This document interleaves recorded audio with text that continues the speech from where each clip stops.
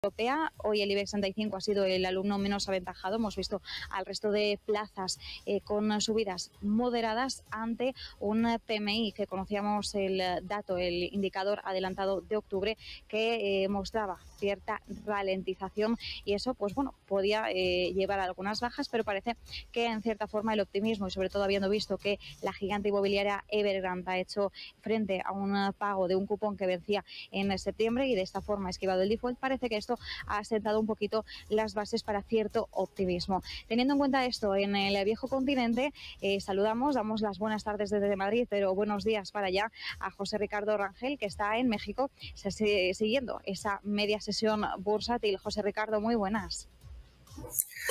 Muy buenas tardes, Marta, amigos allá en España. Pues qué placer verte allá en la Bolsa de Madrid con todos estos movimientos tan interesantes en el mercado. Y bueno, pues nosotros aquí en la mitad de la sesión, en el índice de precios y cotizaciones, está en terrenos negativos con 0.31%, cotizando en un volumen de 51.838 unidades.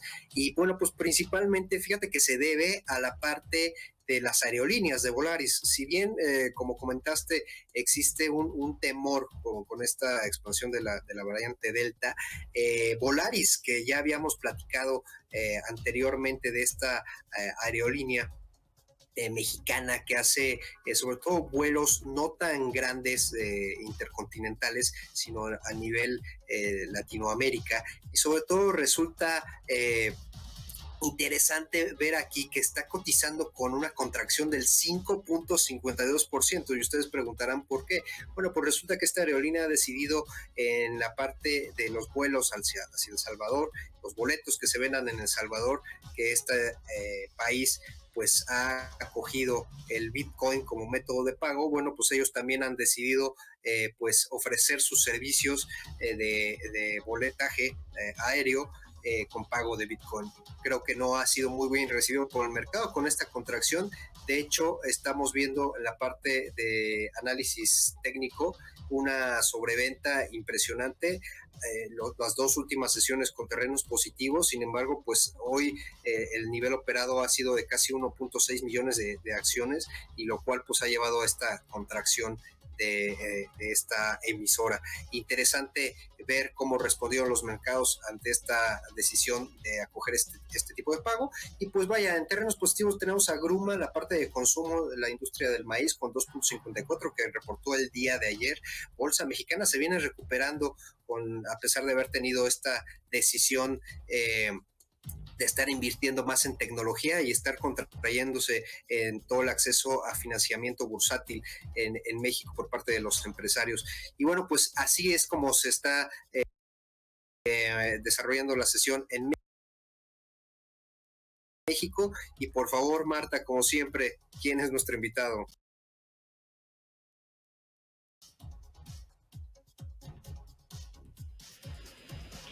Así es.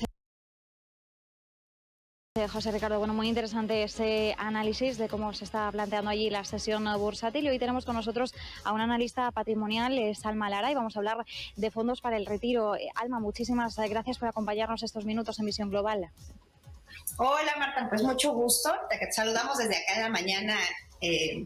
Con mucho gusto estar con ustedes, escuchando mucho el tema de los análisis financieros, y bueno, pues en eso estamos todos y es parte de la información que debemos todos de tener. Entonces, bueno, pues muchas gracias de estar acá con ustedes. Y bueno, más bien... Alma, me gustaría lanzarte la primera pregunta, luego ya dejaré a José Ricardo que siga con el resto de preguntas, pero empezando por la jubilación en México, ¿cuál es la forma de obtenerla? Bueno, Marte, pues hay diferentes formas. Nosotros actualmente tenemos dos regímenes, que uno es el régimen 73 y el otro es el 97, ¿no? Me gustaría como situarme mucho en la parte del 97, porque a partir de 1997 se hizo una reforma en nuestro sistema de Afores, que es todo lo que tiene que ver con las cuentas individuales, ¿no? Entonces, creo que es algo que es súper importante que nosotros platiquemos, y me gustaría enfocarme principalmente en él. Estamos hablando de que nosotros en México, nosotros alrededor de 30 millones de personas en México tienen entre 15 y 29 años de edad. lo cual que para nosotros representa el 24.9% de la población en nuestro país. Entonces, sí es súper importante enfocarnos en esta parte que corresponde a las AFORES.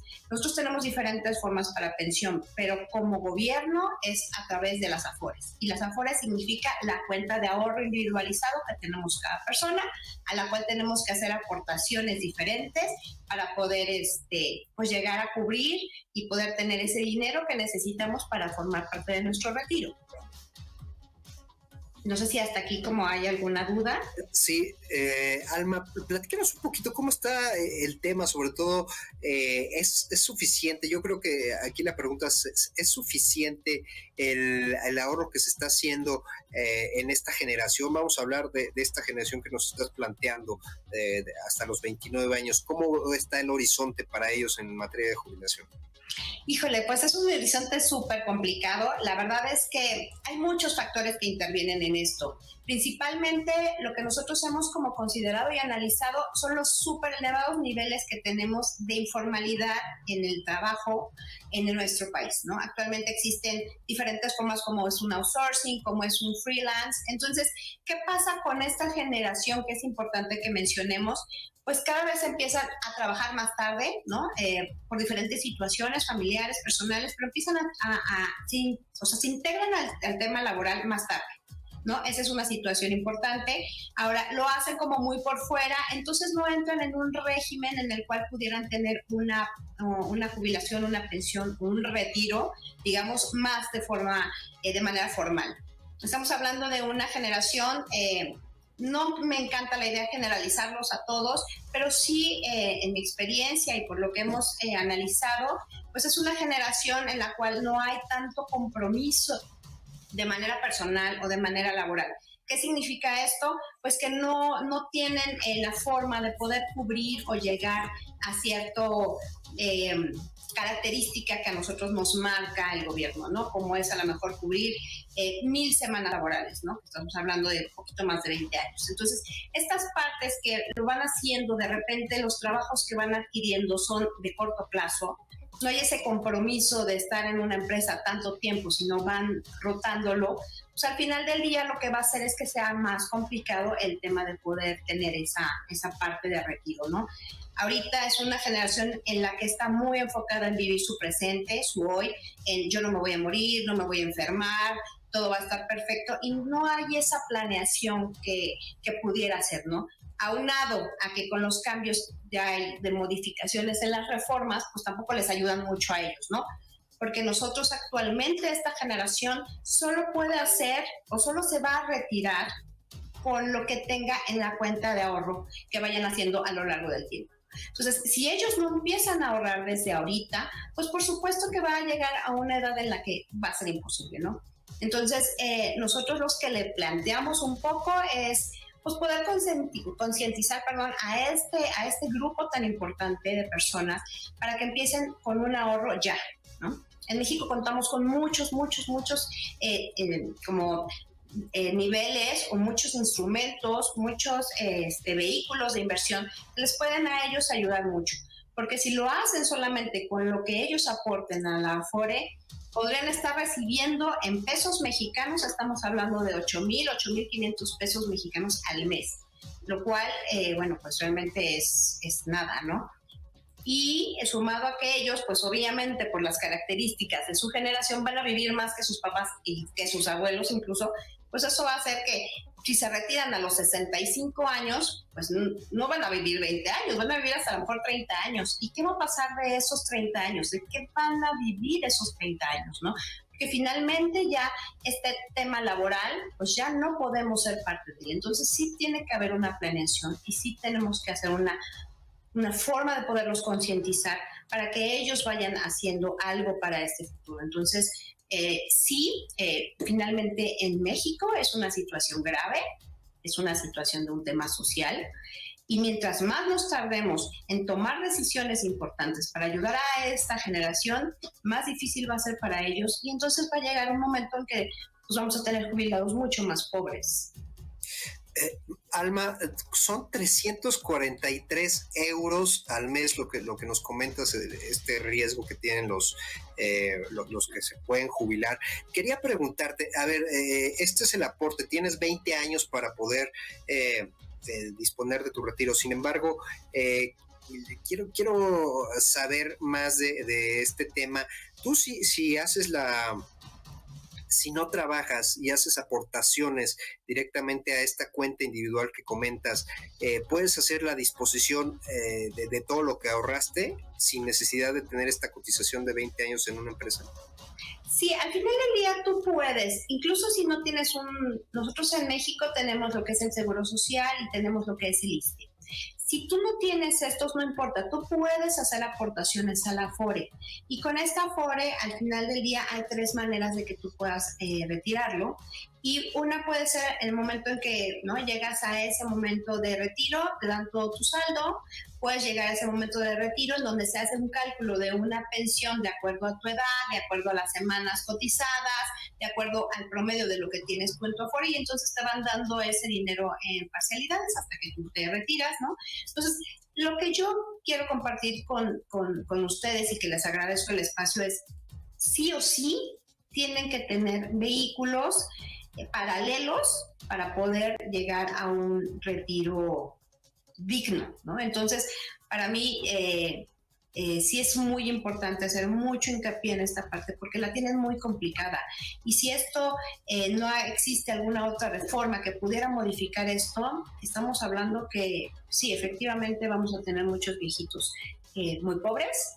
Y bueno, sumado también al tema de que no tienen hijos o no pretenden tener hijos, pues obviamente el apoyo familiar, el apoyo social, pues va a ser también mucho menor. Entonces, pues sí es una situación bastante complicada.